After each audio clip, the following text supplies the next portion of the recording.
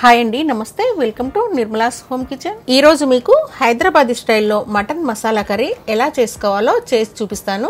నేను రెస్టారెంట్ స్టైల్లో చేసి చూపిస్తానండి. చాలా అంటే చాలా టేస్టీగా ఉంటుంది. అన్నం, చపాతీ, పూల్కా దేంట్లో తిన్నా కూడా ఎక్సలెంట్ గా ఉంటుంది. తప్పకుండా మీరు కూడా ట్రై చేయండి. మరి తయారీ విధానాన్ని చూద్దామా? ఫస్ట్ నీట్ గా కడిగి పెట్టుకున్న హాఫ్ కేజీ మటన్ తీసుకొని దీంట్లో 1 teaspoon salt, 1 teaspoon పసుపు, 2 టేబుల్ స్పూన్ల కారం, 1 టేబుల్ స్పూన్ అల్లం వెల్లుల్లి పేస్ట్ వేసి సగం ముక్క నిమ్మరసాన్ని కూడా పిండుకోండి. నిమ్మరసం కూడా పిండుకున్న తర్వాత ఈ మటన్ ముక్కలకి ఉప్పు, కారం, పసుపు, అల్లం వెల్లుల్లి పేస్ట్ అన్ని పట్టేట్టుగా బాగా కలపండి.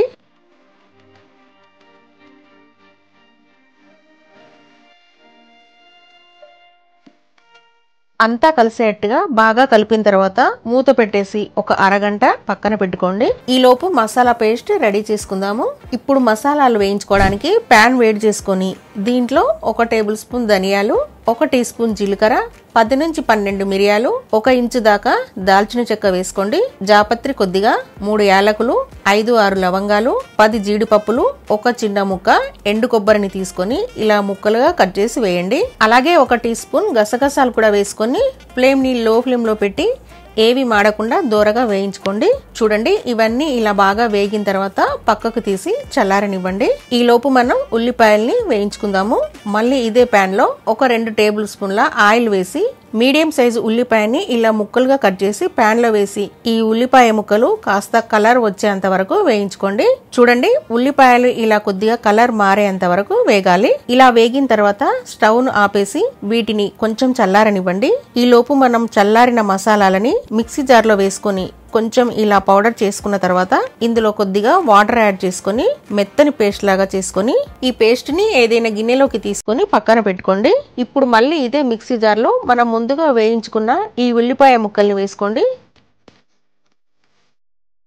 దీంట్లో ఒక 3 టేబుల్ స్పూన్ల పెరుగు వేసుకోండి.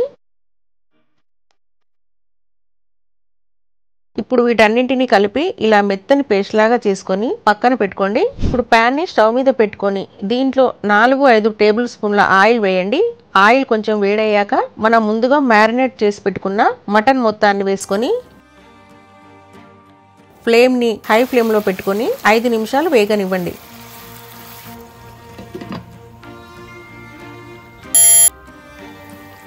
ఇప్పుడు చూడండి, 5 నిమిషాలు హై ఫ్లేమ్ లో వేయించుకుంటే మీకు ఈ విధంగా వేగుతుంది. మటన్ లోంచి కొద్దిగా వాటర్ లాగా వచ్చి అవి మొత్తం పూర్తిగా ఇంకిపోయి ఆయిల్ సపరేట్ అవుతుంది. ఇలా వేగిన తర్వాత దీంట్లో మీడియం సైజు 1 టమాటాని చిన్న ముక్కలుగా కట్ చేసి వేయండి. ఈ టమాటా ముక్కల్ని బాగా మెత్తబడేంత వరకు వేగనివ్వండి.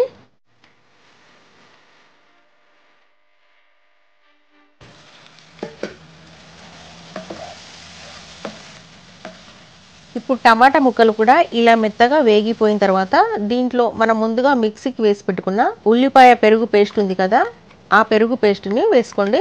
ఈ పేస్ట్ ని వేసుకున్నప్పుడు ఫ్లేమ్ ని సిమ్ లో పెట్టుకోండి. పెరుగు మనకి విరిగిపోకుండా పూర్తిగా మటన్ లో కలిసిపోతుంది. చిన్న మంట పైన 2-3 నిమిషాలు ఇలా బాగా కలుపుకుంటూ వేగనివ్వండి. ఇప్పుడు చూడండి, ఒక 2-3 నిమిషాలు బాగా కలుపుకుంటూ ఫ్రై చేసుకుంటే మీకు ఈ విధంగా వేగినట్లు అవుతుంది. ఇలా వచ్చిన తర్వాత దీంట్లో మనం మసాలా పేస్ట్ చేసి పెట్టుకున్నాం కదా, ఆ మసాలా పేస్ట్ ని ఇందులో వేసి లో ఫ్లేమ్ పైన మరొక 2 నిమిషాలు ఫ్రై చేసినట్లు చేసుకోండి. ఇప్పుడు మరొక 4-5 నిమిషాల తర్వాత మీకు ఈ విధంగా అవుతుంది. ఇలా వచ్చిన తర్వాత దీంట్లో వాటర్ యాడ్ చేసుకోవాలి.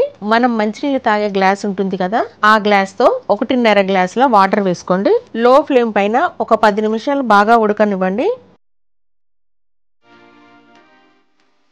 ఇప్పుడు చూడండి, ఒక 10 నిమిషాల తర్వాత మూత తీసి చూపిస్తున్నాను. కాస్త చిక్కటి గ్రేవీ లాగా వచ్చింది కదా. ఇలా వచ్చిన తర్వాత దీంట్లో 1/2 టీ స్పూన్ గరం మసాలా పొడి వేయండి. 2 పచ్చిమిరపకాయల్ని ఇలా కట్ చేసి వేసుకోండి. దీంట్లోనే సన్నగా తరిగిన కొత్తిమీరను కూడా వేసుకొని ఒకసారి కలుపుకొని మూత పెట్టేసి లో ఫ్లేమ్ పైన మరొక 10 నిమిషాలు ఉడకనివ్వండి. ఇప్పుడు చూడండి, మరొక 10 నిమిషాల తర్వాత మూత తీసి చూపిస్తున్నాను. ఇలా ఆయిల్ సపరేట్ అయ్యి చిక్కటి గ్రేవీ లాగా వచ్చింది కదా, ఇలా ఉడకాలి. మీకు మటన్ ముక్క ఉడికిందా లేదా అని ఒక ముక్కని తుంచి చూడండి. బాగా ఉడికితే సరే, ముక్క ఇంకా ఉడకలేదు అంటే ఇంకొంచెం సేపు ఉడకనివ్వండి. చూడండి, ముక్క బాగా ఉడికింది కదా. ఇలా ఉడికి ఈ విధంగా చిక్కటి గ్రేవీ లాగా రావాలి. కొంచెం సాల్ట్ వేసి కలుపుకొని ఇంకా లాస్ట్ గా నేను గుప్పెడి జీడిపప్పు పలుకులని, ఈ జీడిపప్పులు వేయడం వల్ల మనం తినేటప్పుడు అక్కడక్కడ తగులుతూ చాలా బాగుంటాయి. కొద్దిగా సన్నగా తరిగిన కొత్తిమీరను వేసి కలుపుకుంటున్నాను. ఇవన్నీ వేసేసి కలుపుకొని స్టవ్ని ఆపేసేయండి. అంతేనండి, హైదరాబాద్ స్టైల్లో మటన్ మసాలా కర్రీ ఎలా చేసుకోవాలో చూసాం కదా. తప్పకుండా ట్రై చేయండి, ఎక్సలెంట్ గా ఉంటుంది టేస్ట్. మరి ఈ వీడియో మీకు నచ్చింది అనిపిస్తే నిర్మలాస్ హోమ్ కిచెన్ ఛానల్ని తప్పకుండా సబ్స్క్రైబ్ చేయండి. అలాగే ఒక లైక్ చేసి మీ ఫ్రెండ్స్కి, మీ ఫ్యామిలీ మెంబర్స్కి వీడియోని షేర్ చేయండి.